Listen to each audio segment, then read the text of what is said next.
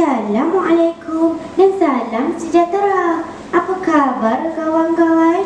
Semoga kawan-kawan sehat semuanya. Hari ini saya akan bercerita tentang Hakim dan gurunya, Cikgu Bahar. Ya kawan-kawan, setiap daripada kita mempunyai kehidupan masing-masing. Ada yang senang dan ada yang susah. Mari kita ikuti kisah Hakim. Betapa kelabunya langit ini, tiada cahaya yang memancar, dunia terus beredar.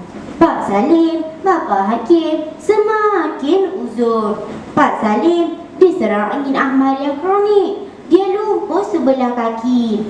Hidupnya bergantung dengan obat.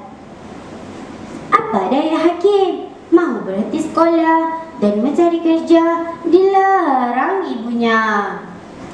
Ubat-ubatan ayah perlu dibeli, rawatan ayah perlukan wang, perbelanjaan dapur dan persekolahan adik-adik. Semuanya ditanggung oleh ibunya yang hanya bekerja sebagai pembantu rumah. Tuan Manai, orang kaya di kampung itu. Berapa sangatlah gaji ibu? Keluh hatinya. Hakim tahu ayahnya dahulu sangat rajin menanam getah, menjadi buruh, memotong rumput, menebang kayu dan menjual buah-buahan. Semuanya dilakukan oleh ayahnya demi keluarga. Kawan-kawan, pada suatu malam yang hening, Mak Mah, Ibu Hakim menuju ke rumah Tuan Manai. Besar hajatnya yang dibawa, hendak meminjam wang barang 102.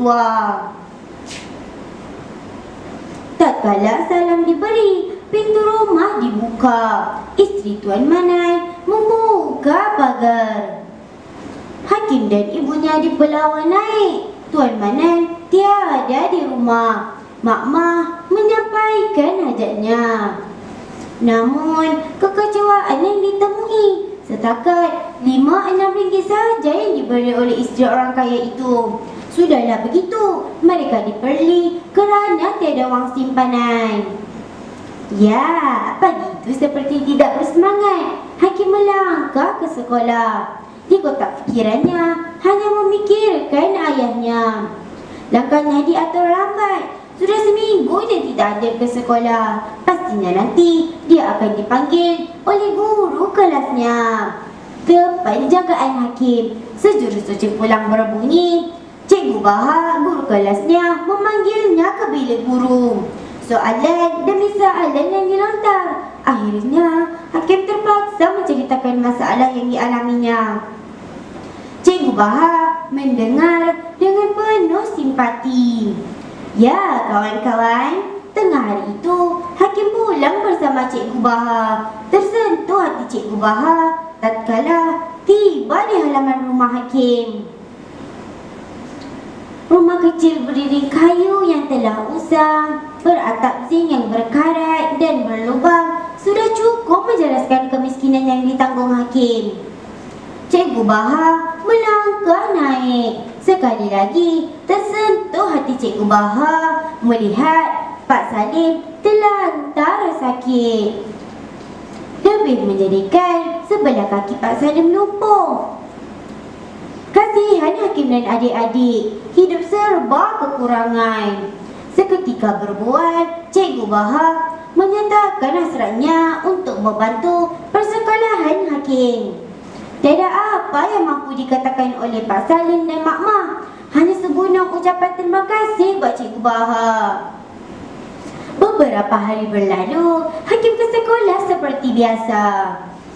Namun, Pak Salim perlu dirawat. Mak Mah buntu. Di mana dia hendak meminjam wang? Apa yang terjadi ya kawan-kawan? Demi keluarga, Hakim terpaksa bekerja. Dia terpaksa melupakan sekolah dan pelajaran.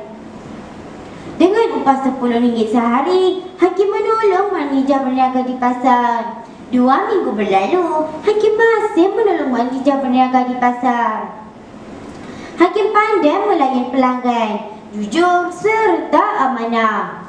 Hakim telah bertekad untuk berhenti sekolah. Ya, kawan-kawan, Hakim terpaksa. Cikgu Bahar hanya membantu persekolahannya, bukan keluarganya. Suatu hari, Arif, teman baik Hakim, datang berjumpa Hakim. Datangnya membawa kabar Cikgu Bahar akan datang melawat Hakim. Hakim menggelabah, perasaan malu berbau rasa. Arif memang teman yang baik. Simpatinya pada Hakim tidak berbelah bahagi. Arif telah memberitahu Cikgu Bahar tentang perkara sebenar.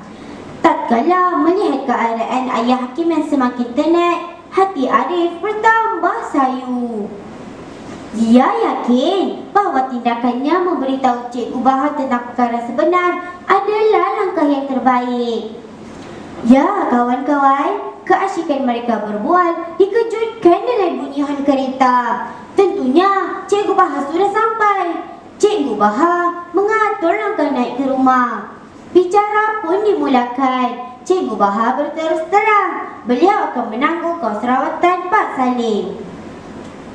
Yang penting, Hakim perlu ke sekolah. Hakim mesti belajar. Hanya dengan pelajaran Hakim dapat membantu dan mengubah kehidupan keluarganya. Mendengar penjelasan dan melihat keikhlasan Cikgu Bahar, mengalir air mata Hakim. Hanya ucapan terima kasih dan rasa kesyukuran yang mampu diucapkan. Betapa mulianya hati Cikgu Bahar. Rupanya masih ada insan yang hati mulia di dalam dunia ini. Ya kawan-kawan, Hakim ke sekolah. Hakim kembali ke sekolah seperti biasa. Dia semakin bersemangat untuk belajar. Lihatlah betapa sesaranya kehidupan Hakim. Justeru kita yang tidak dibendung masalah ini mestilah belajar bersungguh-sungguh. Hari demi hari berlalu. Akhirnya hari demi hari berlalu. UPSR telah tiba. Hakim, Arif dan rakan-rakan yang lain menjawab soalan dengan penuh yakin. Harapan Hakim, dia berjaya demi insan-insan yang banyak membantunya, terutamanya Cikgu Bahar. Dia tidak akan melupakan jasa baik gurunya itu. Kawan-kawan, banyak pengajaran yang kita dapat peroleh daripada cerita ini. Antaranya, kita hendaklah hormat dan sayang kepada ibu bapa, keluarga dan guru-guru. Kedua, belajarlah bersungguh-sungguh. Jadikan kemiskinan itu sebagai semangat untuk kita mengejar kejayaan. Akhir sekali, jadilah orang yang baik hati dan pemurah. Bantulah orang lain yang memerlukan pertolongan. Sekianlah cerita saya. Semoga kawan-kawan terhibur.